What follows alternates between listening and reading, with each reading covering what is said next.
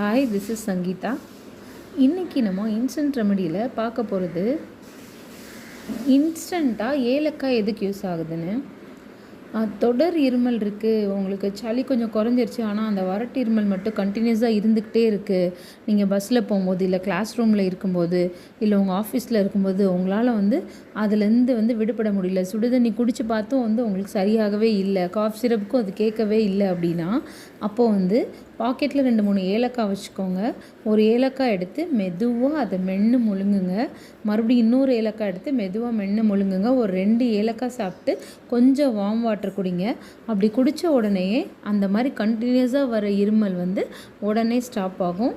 இது நல்ல useful remedy. கண்டிப்பாக எல்லாருமே ட்ரை பண்ணுங்கள்.